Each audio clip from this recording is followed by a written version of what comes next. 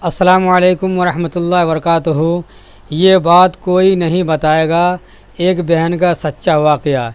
ये डॉक्टरनी है जो मुफ्ती साहब को फ़ोन कॉल्स पे या मैसेज के ज़रिए उन्होंने अपनी कहानी, अपनी वाक़या बताई कि उनके साथ क्या हरकत होती थी, जो इसके हल करने में मुफ्ती एम कासिम साहब कुरान और हदीस की रोशनी में बता रहे हैं। तो आप लोग इस वीडियो को, इस वाक़या को ज़रूर देखें और ये वाक़या पसंद आ जाए तो वीडियो को शेयर ज़रूर करें। और इस वीडियो में डिस्क्रिप्शन में मुफ्ती एम कासमी साहब का चैनल का लिंक डाल दिया हूँ, आप लोग वहाँ से जा कर के मुफ्ती साहब का वीडियो चैनल देख सकते हैं।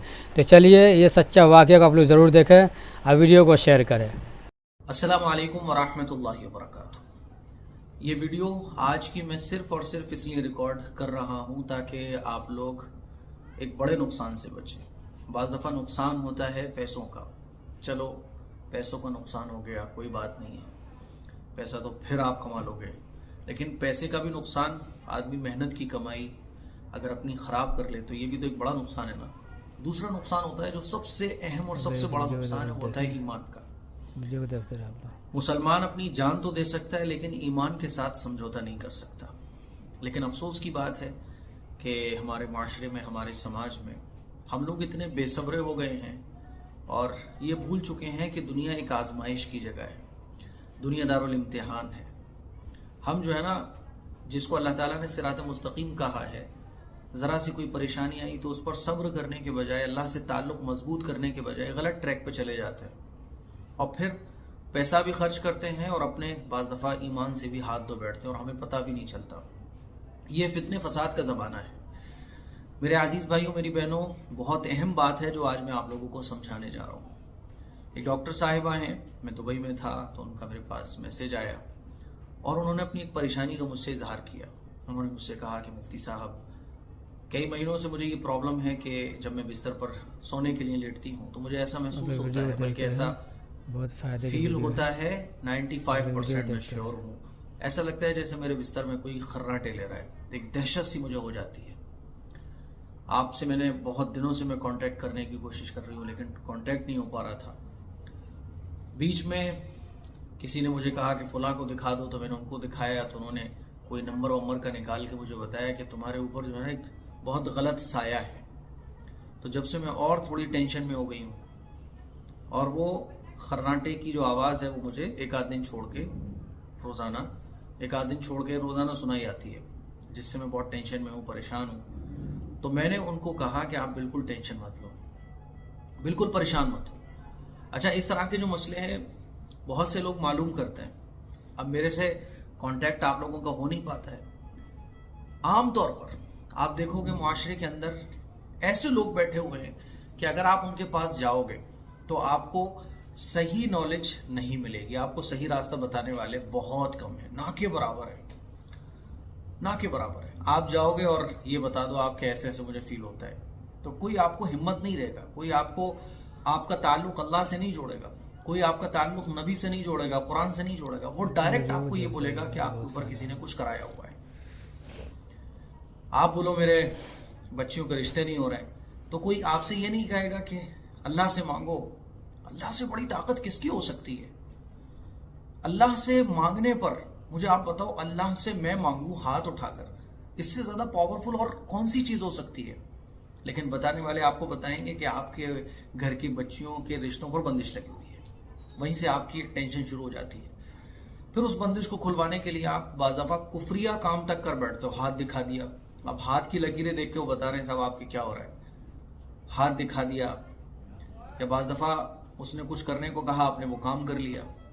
मेरे अजीज़ भाइयों, मेरी बहनों, मैं आपके लिए बैठा हूँ, जो मैं बता रहा हूँ उस पर आप अमल कीजिए।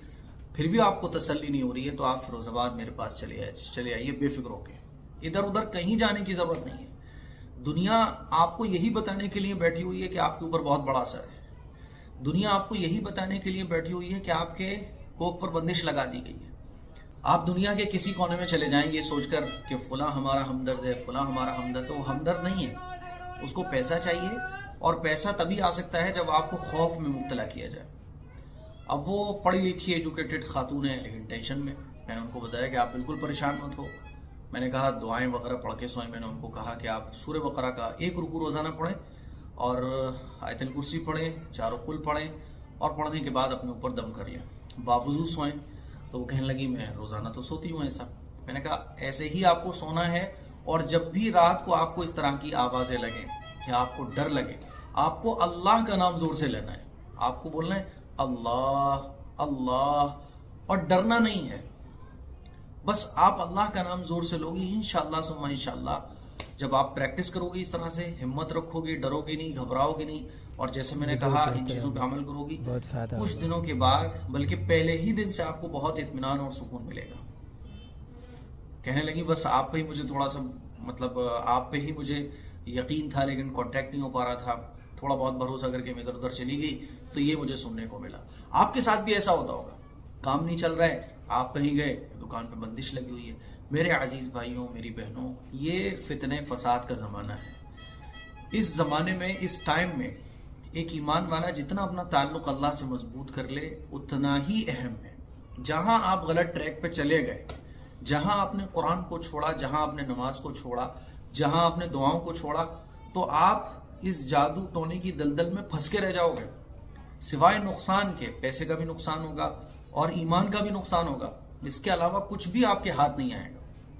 और फिर भी आपको तसल्ली नहीं हो रही, चलो मेरी वीडियोस में जो कुछ मैं बता रहा हूं आपको तसल्ली नहीं हो रही, आप फिरोजाबाद आ जाओ।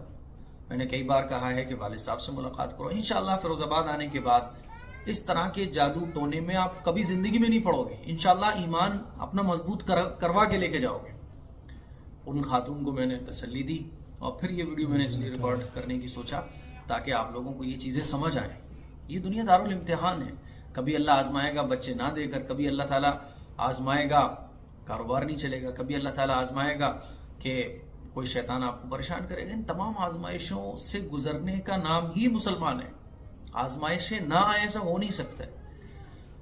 तो 5 वक्त की नमाजों का एहतमाम, कुरान की तिलावत, खास तौर पर जो इस तरह की सिचुएशन से जो लोग जूझ रहे हैं, तो सूरह बकरा का खास एहतमाम। मुझे उम्मीद है कि ये जो बातें मैंने आप लोगों से कही हैं, इन बातों को आपने समझा होगा और इसके लिए कुछ शेयर भी कीजिए, दूसरों तक पहुंचाइए। हो सकता है कि इस तरह का काम करने वाले थोड़े से नाराज हो जाएं, लेकिन उनकी नाराजगी की मुझे कोई परवाह नहीं है। अस्सलाम वालेकुम व रहमतुल्लाहि व बरकातहू।